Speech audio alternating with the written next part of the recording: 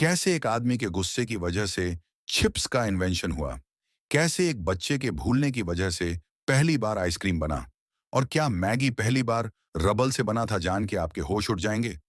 आज हम आपको ऐसे ही गलती से इन्वेंट हुई चीजों के बारे में बताएंगे। तो इस नंबर 8, पोटैटो चिप्स का इन्वेंशन एक रेस्टोरेंट में हुआ था। दरअसल एक कस्टमर ने फ्राइज मंगाए थे, लेकिन फिर उसने कंप्लेंट की कि ये फ्राइज बहुत ही ज्यादा मोटे और कच्चे हैं, और कहा कि शेफ इनएक्सपीरियंस्ड है। फिर जो शेफ था उसने ये बात दिल पे ले ली, और उसने फिर एकदम पतले आलू काटे और उन्हें डीप फ्राई किया और उसमें नमक डाल दिया। और ऐसे इन्वेंशन हुआ चिप्स का। ये टेस्ट कस्टम नंबर 7, पिल्लो। पहले पिल्लो के नाम पर लोग पत्थर पर सोते थे, क्योंकि वो पत्थर से बनाए जाते थे। ऐसा इसलिए क्योंकि तभी पिल्लो कंफर्ट के लिए नहीं होता था, वो असल में कीड़े मकोड़े से बचने के लिए होता था। अगर कोई ऐसे पिल्लों के बगल सोता तो कीड़े उसके कान में जा सकते थे। लेकिन माना जाता है कि किसी राजा के नौकर ने गलती से कपड़े पिल्लों के ऊपर रख दिए, और राजा जब उस पर सोने गए तो उनको वो बहुत कंफर्टेबल लगा था। Number 6, stick ice cream.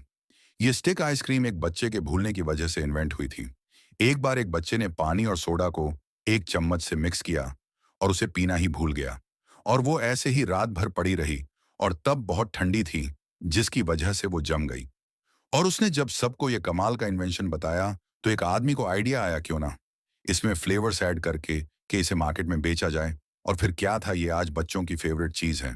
अगर आपको ये वीडियो देखने में मजा आ रहा है तो हमारे चैनल को सब्सक्राइब करना मत भूलना। नंबर 5, फ्रिजबी। आपने फ्रिजबी गेम तो देखा ही होगा, लेकिन पहले ये खाना डालने के लिए एक प्लेट हुआ करती थी।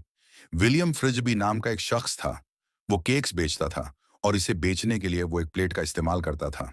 पर एक बार कुछ बच्चे उस केक को खाने आए, और खाने के बाद वो उस प्लेट से खेलने लगे, और उन्हें इतना मजा आया कि वो रोजाना बस उस प्लेट की वजह से यहाँ पर केक खाने आते थे। और इस नंबर 4, माइक्रोवेव।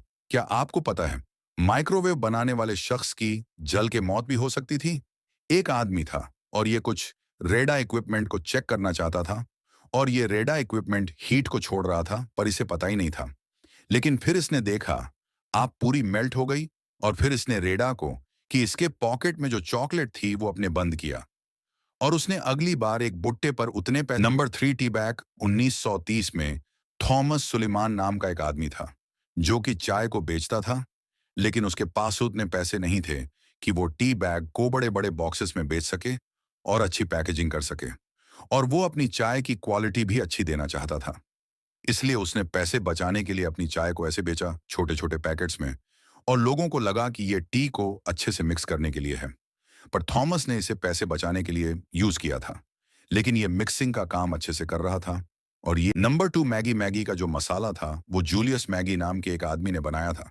और मैगी जब पहली बार अमेरिका और चाइना में लॉन्च हुई थी तो चाइना में ये नॉर्मल थी, लेकिन यूएसए के लोगों को लगा कि ये रब से बनती है, क्योंकि इसका टेक्सचर भी बिल्कुल रबर जैसा था, और इसको लेके कंट्रोवर्सी भी हुई थी।